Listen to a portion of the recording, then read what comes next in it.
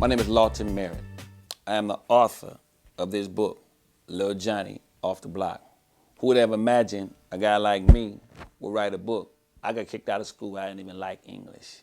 But yet, I wrote a book. I wrote this book in the penitentiary. Never had I imagined that a story that I would be able to write would have such significance. When you look at the name of the book, Lil Johnnie Off the Block, it has many different meanings. The word Lil Johnnie is connected to the times frame that we're in now. We're in a hip-hop generation. You hear names like Lil Mo, Lil Scrappy, Lil Boosie, Lil Webby. So the youth immediately relate to it in that form. Then you see the word block. The block usually connects to where you're from, your set, your neighborhood. So the name within itself has a connection that many youth automatically relate to. You look at the cover of the book. The cover has the money, the pistols. It has the little boy, probably like about 11 years old. And you see the different images that are on the cover. Even though I created the cover, did not create these realities. I didn't create gangs. I didn't create guns. But nevertheless, they're here.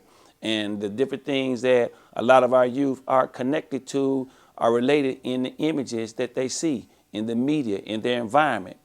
This book here was written from the backdrop of the streets.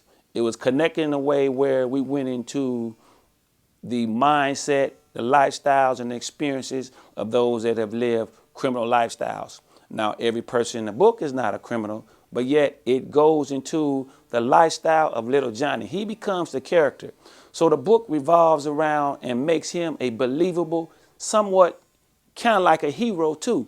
In the midst of the life that he lives, it gives hope to those who, as a result, as well as a voice, who a lot of times their thoughts and their views never are presented in a way that connects to integrity, connects to character, connects to hope. What makes this book so unique is, first and foremost, I'm a Christian. And this book has a core of spiritual principles as well. In the midst of the money and the murder, I craft scriptures to kind of show how God is at work in the midst of the money, the murder, and these different type of scenarios. Many of the characters in this book relate to some of the same dysfunctions that everyone has. Even though you may be a doctor, you can be an attorney. You don't necessarily have to be someone who's struggling with choices on the streets, but many of the same different type of issues everyone else can relate to. And that's another thing that makes it so unique. In the back of the book, what I did, because I have scriptural references in the back of the book is kind of like a mini Bible, where I've taken many of the passages and I put them in the back of the book so that you don't need a Bible. Yes, this is a Christian book as well. But what makes it so unique, it hits hard, it deals with street.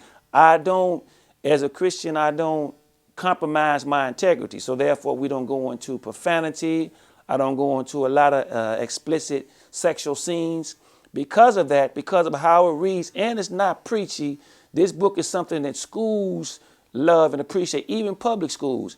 They love and appreciate it. Why? Because it's a story that kids can relate to, whether they go through some of these experiences or not. They understand that they exist. So it's a great book for reading, and it shows them a way out of it. Because it's written in a way that is urban, they connect to it, and the scriptural references do not be a distraction. So these are some of the cornerstones of what makes this what it is. It's kind of like a third testament. It's almost like reading Menace to Society or Belly, kind of like a movie. But yet, what it does is it gives them a rare glimpse at a safe distance into a world that many individuals, unfortunately, are living, but it shows them a way out. This is kind of like a third testament. Lil Johnnie Off the Block.